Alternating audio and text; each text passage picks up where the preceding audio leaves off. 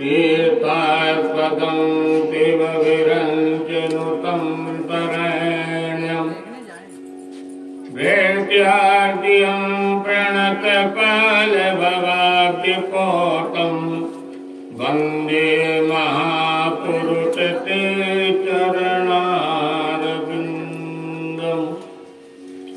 त्यक्त्वा तुजपिततुरेतितराजलक्ष्मी धर्मित्यार्यवचतां यजकाजगेण्यम् मायामृगदेपितमन्वधावत् वन्दे महापुरुषते चरणारविन्दम् वन्ति विभूतितकरानवनीरदावात् पीताम्बराधरुणबिम्बफलाधरोष्टात् पूर्णेन्द्वतन्दरमुखादरविन्द्रनेत्रात् कृतनाति किमपि तत्त्वमहं न जाने कृत्वत्वदीयपङ्कजपञ्जरान्ते अद्यैवे विततुमानतराजहन् प्राणप्रयाणतमये कपिवातपित्तं कण्ठावरोधनं विदोस्मरणं कुतस्ते नारायणं नमस्कृत्य नरश्चैव नरोत्तमम् देवीं सरस्वतीं व्यासं ततो जयमुदीरयेत् अज्ञानान्तिरान्धस्य ज्ञानाञ्जनशलाकया चक्षुरुन्मीलितं येन तस्मै श्रीगुरवे नमः। जय जय राधा रमण जय जय नवल किशोर जय गोपी चित चोर प्रभु जय जय माखन चोर भक्त भक्ति भगवंत गुर चतुर बपुनामिए इनके चरण बंदन किए विघ्न नाथ तयने वृंदावन बिहारी लाल की जय भागवत भगवान की जय हनुमंत लाल की जय पवन सुत हनुमान की जय समस्यावाहित मंडल देवी देवताओं की जय जय जय सीताराम जय जय राधे श्याम।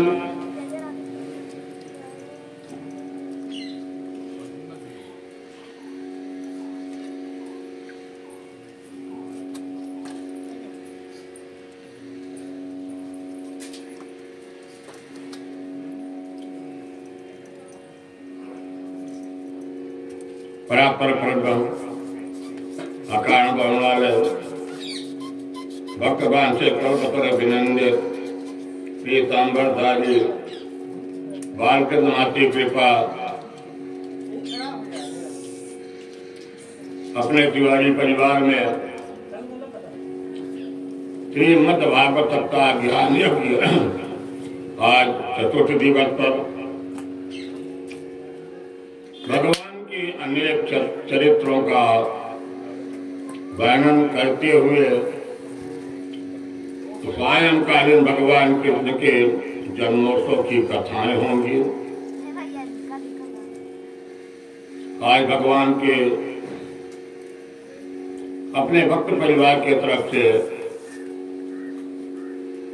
बाल कृष्ण के जन्मोत्सव का भी कार्यक्रम बच्चों ने रखा है। सभी भक्तमयी माताएं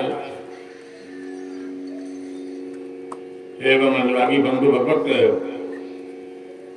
दर्शन करने के पश्चात प्रसाद लेने के बाद ही सायंकालीन आरती के बाद ही भक्तमयी माताएं सभी अपने स्थान से विदाई लें।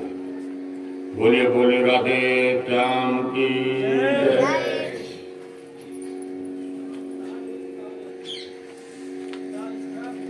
कल आप लोगों ने भगवान की अजामिल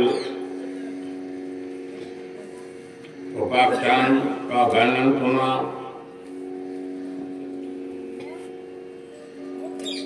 समप्रिया त्रहित ब्रह्मण भूतानां भगवान स्वयं इंद्रियार्थे कथम दैत्यानवदीत वितमो यथा। राधा परीक्षित जी महामुनि सुखदेव जी से प्रश्न करते हैं तर्क रहित। कहते हैं प्रभु मैं एक जिज्ञासा बस प्रश्न पूछ रहा हूं कि भगवान की दृष्टि समानांतर होनी चाहिए। भगवान अपने भक्त को बचाते हैं और राक्षसों को भगवान दंड देते। ऐसा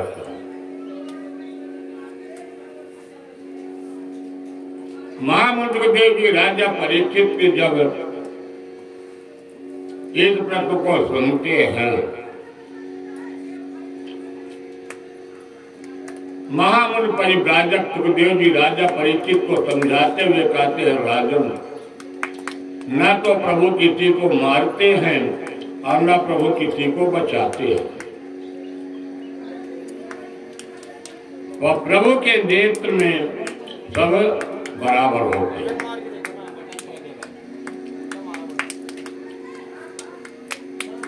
महाराज परीक्षित जी एक बड़ा सुंदर उदाहरण बताते हैं। कहते जब आपके बाबा विजेटर महाराज जी यज्ञ कर रहे थे और उस यज्ञ में राजसूय यज्ञ हुआ।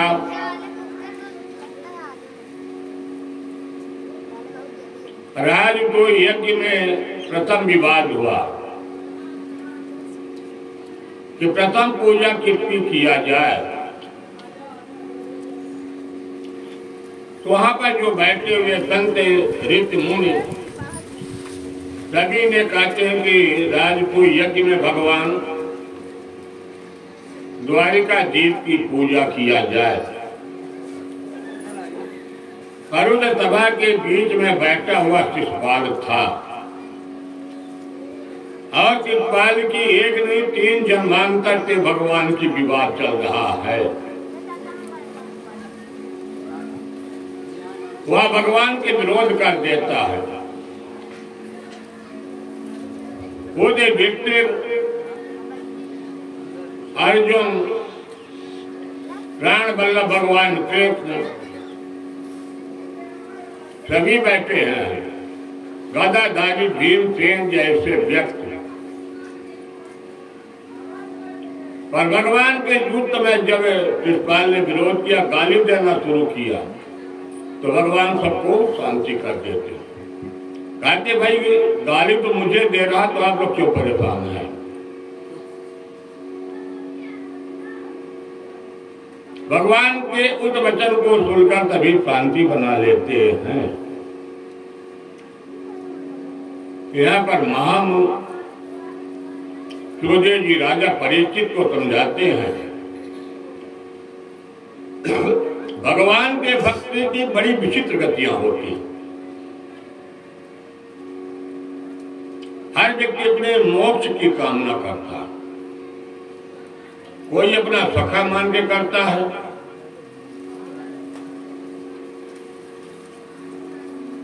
कोई किसी भाव से करता, पर उद्देश्य अंत में सबका एक है, सायुज्य मुक्ति।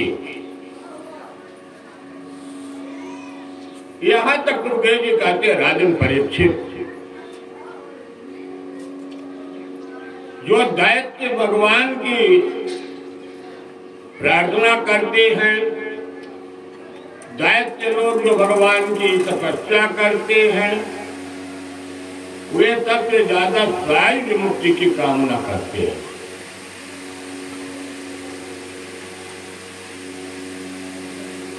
दैत्यों की जो पूजा का विधान है अलग है। जो चित्त वाले यहाँ पर भगवान का विरोध कर रहा, गाली दे रहा है, उसके पीछे हम पर तर्क भी छिपा हुआ है। क्योंकि भगवान उसको 100 बार माफ किए थे, वो 100 गालियां भगवान को देते, पर 100 के ऊपर वो गाली नहीं दे सकता।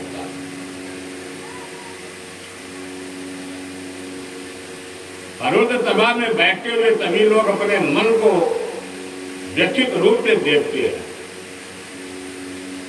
कि कन्हैया को गाली दे रहा शिवपाल देती है, पर शिवपाल की भी जो भावना है वह शिवपाल की भावना कहते हैं उत्तम गति प्राप्त करने के लिए। शारीरिक गति, ऐसी उत्तम गति आज तक किसी को नहीं मिली जो शिवपाल को उत्तम गति मिली है। कामद्वेषा दभया एतमेहाजता भक्तेर्मनाम् आवेत्यं त्वदहित्वा भावेतद्गतिं जगताम्। नारद जी कहते हैं कि शिवपाल गाली तो दे रहा है, पर भगवान हंस रहे हैं। और जब शिवपाल ने 99 गाली किया तो भगवान ने शिवपाल को सावधान किया कि शिवपाल अब तुमने गाली दे चुके हो। पर शिवपाल जैसे अपनी 100 गाली दी, अब शिवपाल की 100 गाली जैसे पूर्ण हो जाती है, भगवान अपने सुदर्शन चक्र के माध्यम से उसके सिर को अलग कर देते, और जैसे सिर को अलग करते हैं उसके शरीर के शिवपाल की ऐसे सुंदर एक दिव्य ज्योति निकलती है और वह दिव्य ज्योति जाकर के भगवान के शरीर में विलीन हो जाती है। सुखदेव जी कहते राजन परीक्षित,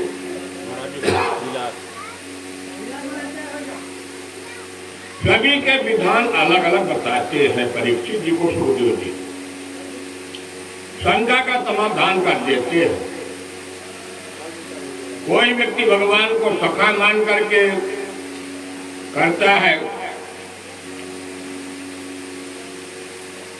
कोई मित्र मान करके करता है, कोई स्वामी मान करके करता है, पर जो शत्रु भगवान की पूजा करते उनका एक अलग विधान है। उत्तम शारीरिक गति प्राप्त करते हैं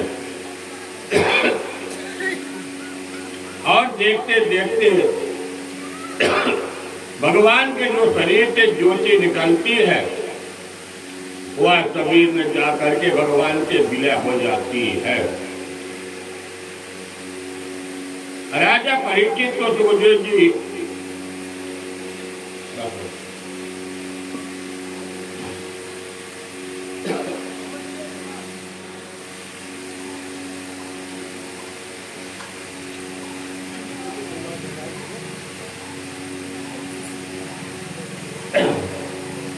ये शिवपाल कौन है? राजा परीक्षित को सुखदेव महामुनि बताते हैं यह दंत्र वक्र बना, यह कंस, रावण, कुंभकर्ण और इसके 3 जन्म के भगवान से शत्रुता आ रही है। यह है कौन? महामंत्र सुखदेव जी कहते हैं यह जय विजय नाम का पार्षद था। मुनीश्वरों के माध्यम से इसको जाकर के असुर योनि प्राप्त होती है। तो परीक्षित जी कहते हैं यह प्रसंग को मैं सुनना चाहता हूं।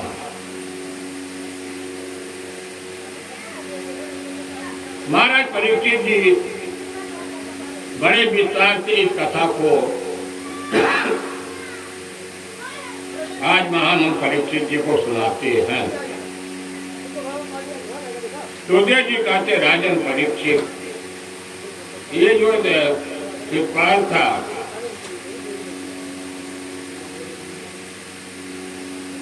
एक हिरण्यकश्यप था और एक हिरण्याक्ष था। हिरण्याक्ष का भगवान ने वध किया, 12 अवतार ग्रहण लेकर के अवतार लेकर के। हिरण्यकश्यप छोटा था और हिरण्याक्ष बड़ा था। हिरण्यकश्यप की पत्नी का नाम था कयाधु।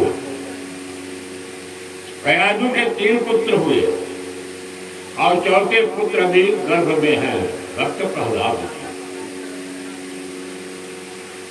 जब हिरण्यकश्यप भगवान से बदला लेने के लिए अपने भाई के मृत्यु का, हिरण्याक्ष का, उस समय कयाधु गर्भवती में थी।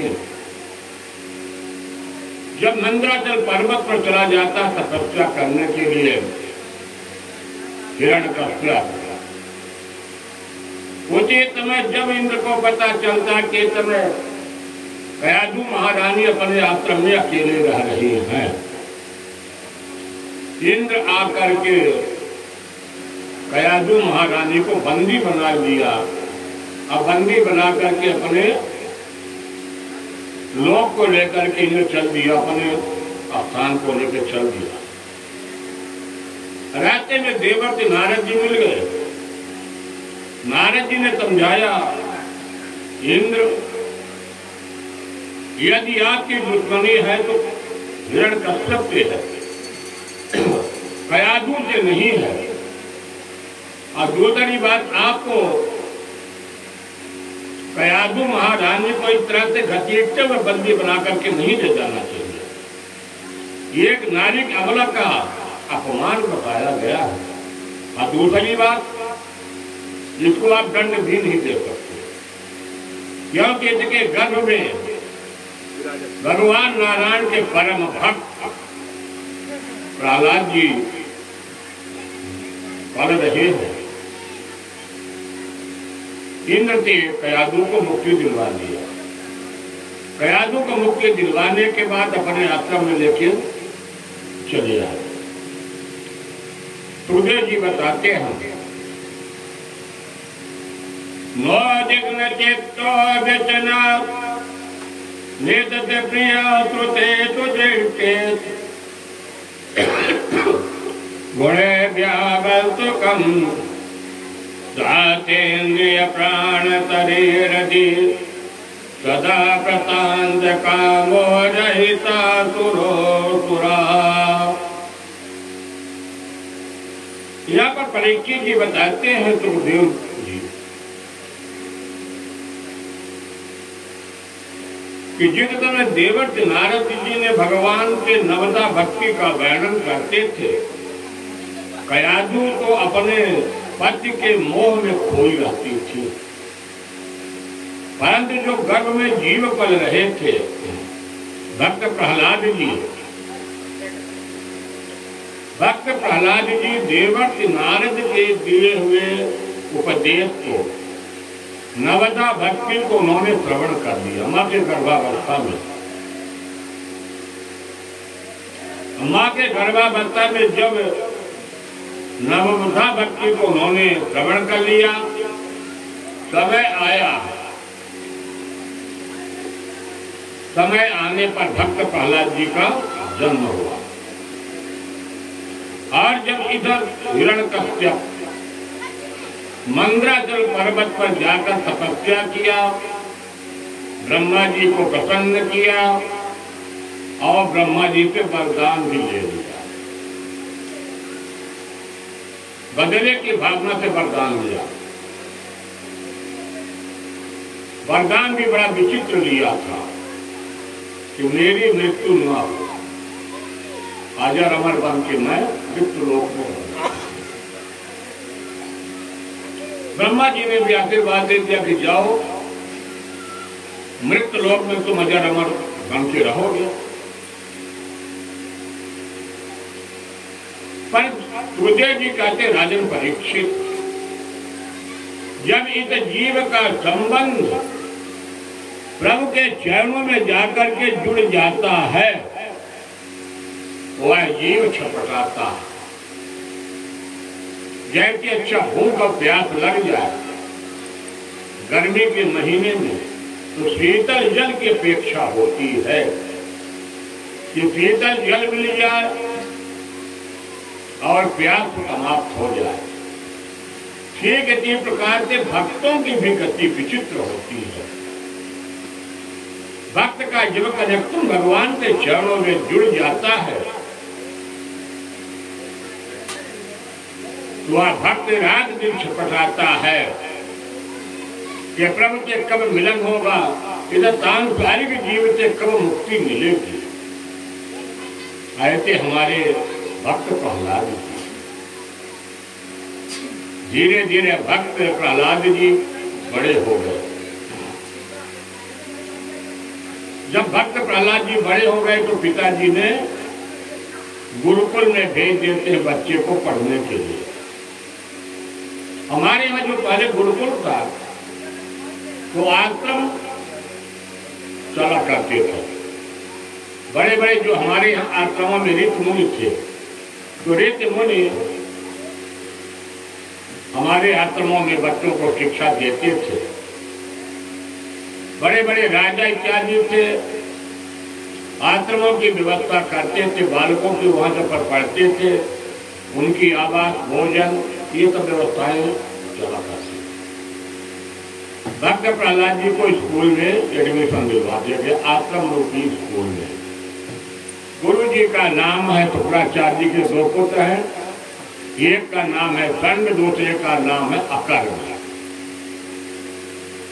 और गुरुकुल में बच्चों के साथ भक्त प्रहलाद जी को भेज दिया गया। सूर्य जी कहते राजन परीक्षित, भक्त प्रहलाद तो स्वयं मातृत्व गर्भ में देवर्षि नारद के मुखारविंद से भगवान के नवदा भक्ति की शिक्षा प्राप्त कर चुके हैं। सांसारिक शिक्षा की उनके कोई जरूरत नहीं है।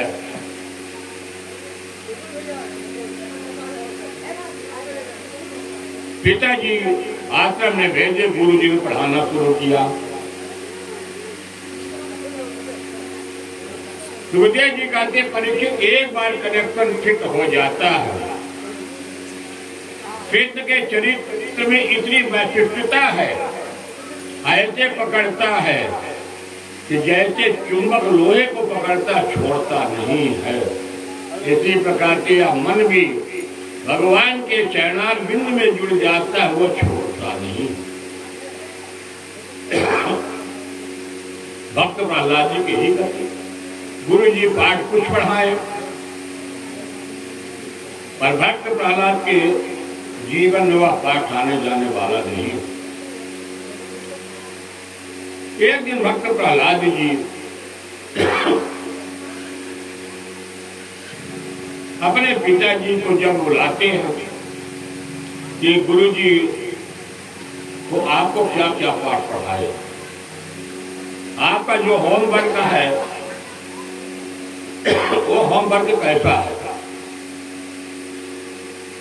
भक्त प्रहलाद जी ने जो गुरु जी का पाठ था उसको नहीं सुना। जो देवर्षि नारद के मातृत्व गर्भ में भक्त प्रहलाद जी ने शिक्षा लिया था उसको अशोक को सुनाए। श्रवणम कीर्तनम वितनोत्परण पाद सेवनम अर्चनम वंदनम दास शांतयात निवेदनम, पूरा नवदा भक्ति है। पिताजी मैंने बड़ा सुंदर पाठ पढ़ा, कहा बेटा सुना दो।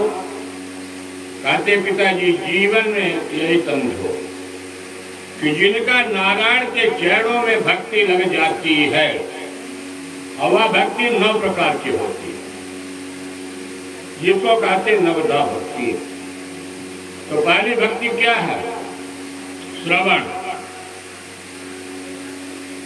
गोविंद की कथा को श्रवण तो करते हैं, पर श्रवण ऐसा होना चाहिए कि अपने हृदय में उतर जाए, उसको चिंतन करिए, मनन करिए। भक्ति का दूसरा लक्षण कीर्तन। कीर्तन होना चाहिए, और कीर्तन ऐसा होना चाहिए कि कीर्तन में भगवान की इतनी बड़ी ताकत है कि राह से चलता हुआ व्यक्ति वो भी खड़ा होकर के भगवान के कीर्तन को श्रवण करने लगता, सुनने लगता। 2 भक्ति हो गई। अब तीसरे भक्ति में आइए, स्मरण। हर परिस्थिति में रहिए, किसी भी परिस्थिति में रहिए, प्रभु को याद में रखिए। जैसे हमारी मातृशक्तियां भी अपनी भोजन बना रही हैं, तो हाथ तो अपने भोजन में व्यस्त है, पर मन भोजन में व्यस्त नहीं है। मन में भगवान राधा माधव को बैठा है। विष्णु स्मरण, किसी भी परिस्थिति में हो, कैसे भी हो, राधा माधव को याद रखिए।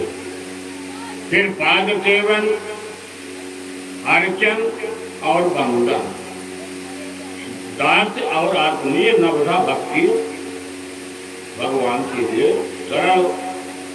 महापुरुष देव जी ने राजा परीक्षित को बताते, भक्त प्रहलाद जी ने अपने पिताजी को सुना दिया। पिताजी आपको बोला हो गए। दोनों दंडकर्म को बुलाया, कहा कि मेरे बुद्धि में तो आपने बिगाड़ दिया। जैसे चंदन के बाग में बमूल का पेड़ पैदा हो जाए, तो मेरे कुल में कुलांगार पैदा हो गया है। ये तो मेरे शत्रु का नाम लेकर के मुझे सुना रहा है, क्योंकि हिरण्यकश्यप का दुश्मनी किससे है? भगवान नारायण के है। अब भगवान नारायण अपना किसको माध्यम बनाते हैं? अपने भक्त को बनाते हैं। भगवान अकेले नहीं आते। जैसे राक्षस राज रावण के यहाँ भगवान अपने परम भक्त किसको भेजे? विभीषण महाराज को। रावण के महल में कहीं तुलसी का पौधा नहीं है, पर विभीषण महाराज जी के आंगन में तुलसी का पौधा हनुमत लाल ने दर्शन किया। ये विश्वास हो गया कि हाँ, कोई सज्जन व्यक्ति का विवाह है। सज्जन व्यक्ति की पहचान तो यही है कि सज्जन व्यक्ति जाकर के राधा माधव को याद करते हैं। तुझे जी कहते परीक्षित। प्रहलाद जी ने बड़ा सुंदर उत्तर दिया। धरानी भोमपत बोहि गोष्ठा नारी गृह द्वारी तका स्मशाने जीह चित्तायाम परलोके मार्गे धर्मानुगो गच्छन्त जीवयेता। जब किसी जीव की अंतिम समय आता है, 4 लोग एकत्रित होते हैं, अस्पताल में ले जाते हैं जीव। जीव तो रहता नहीं, शरीर को ले जाते हैं। पंचभौतिक शरीर जीव तो प्रभु को मिल गया। तो बड़ी बड़ी बातें हुई। अरे वाह भाई, बहुत अच्छा आदमी था, सबके दुख सुख में साथी थे, इस संसार में कुछ नहीं रखा है, और चलो कल से हम भी भगवान में भजन करेंगे। घर में आए, नहाए, धोए, एक दो के बीच बदले, शुद्धि हो गई, कुछ देर में भूल गया। अमल भक्ति मद भक्ति में यही तो अंतर है। मद भक्ति कहते सकाम भक्ति और अमल भक्ति कहते निष्काम। निष्काम भक्ति में संसार में आदमी कुछ नहीं मांगता है, और सकामी व्यक्ति क्या है? पलटी मारता रहा। निष्काम व्यक्ति अपने काम में लगा है, संसार में क्या हो रहा है उसे कोई लेना देना नहीं है।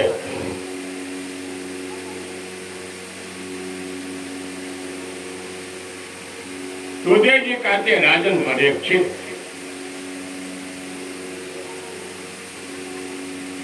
इस प्रकार के जब हिरण्यकश्यप यह बात को सुनता है वह सन और कर्म से वह बोलता है कि आप तो मेरे बच्चे की बुद्धि को बिगाड़ दिए। संड कर्म कहते हैं ठीक है, इस बार मुझे एक मौका दीजिए और मैं बच्चे को प्रयास करता हूं या बच्चे इस बात से पठन पाठन में ध्यान दे। सुखदेव जी कहते हैं राजन परीक्षित,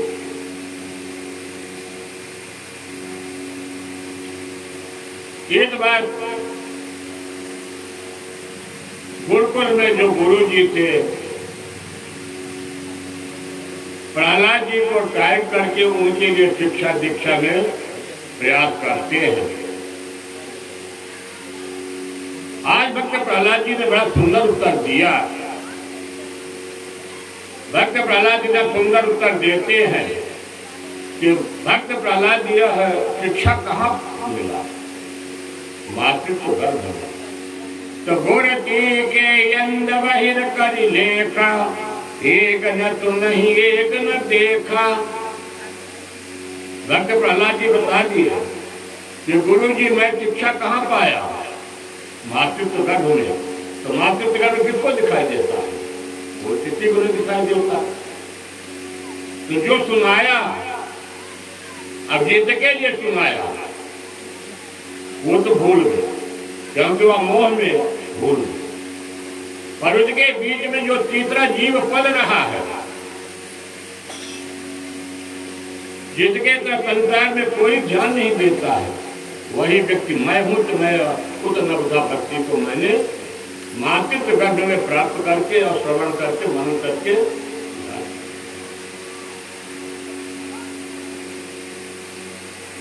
तो गुरु जी कहे कि चेहरा बड़ा टाइट है, इसको तो आप पढ़ा नहीं पाएंगे। ये जो भाषा पढ़ के आया है,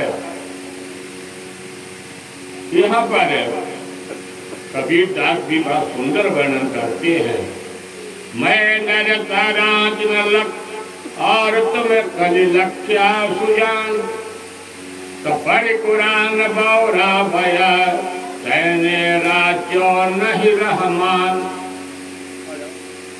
यदि पाठ को पढ़ते पढ़ते भगवान मिल जाए तो मैं भी तो दिन भर कुरान पढ़ूं। कबीर दास की पंक्ति बड़ी अच्छी लगती है। किसी के धर्म का विरोध नहीं किया, उन्होंने उपदेश दिया कि रास्ते अनेक प्रकार से जाते हैं पर अंत में सीढ़ी एक ही है। कोई कुरान को जपता है तो कोई गीता को मानता, कोई राम को, कोई कुछ मानता, पर सीढ़ी जाते टूटते हुए एक सीढ़ी से प्रवेश करना पड़ेगा। और इस संसार में ही पर हम आप लड़के अपने जीवन को समाप्त। प्रहलाद बोले कि गुरुजी यदि संबंध का डोर मजबूत गांठ लग जाती है तो धागा पहले टूट जाए पर वह गांठ टूटती नहीं।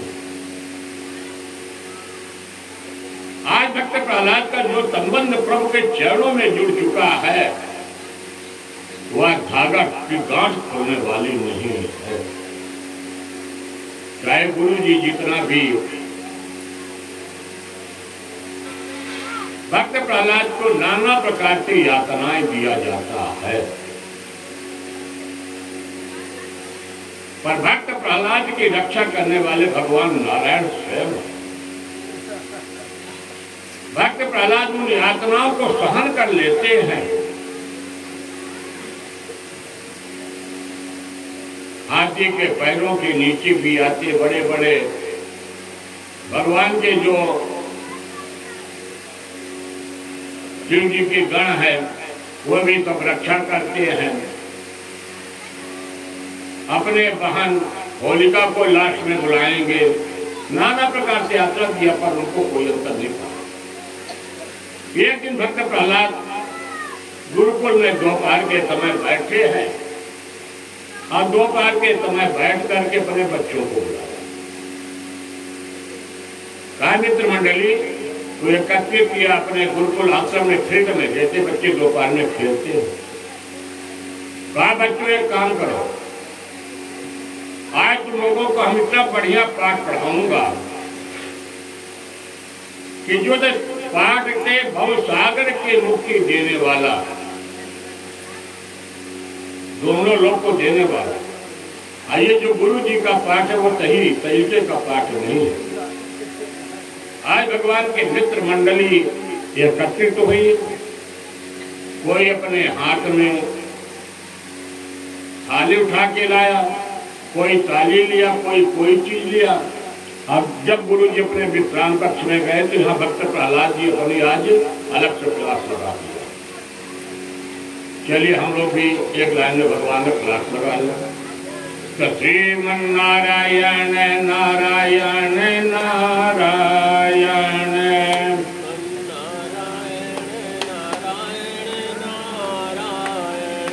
श्रीमन्नारायण नारायण नारायण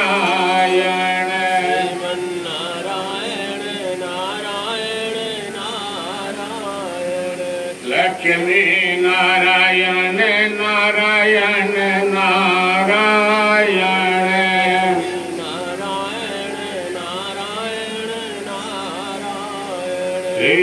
श्रीमन्नारायण नारायण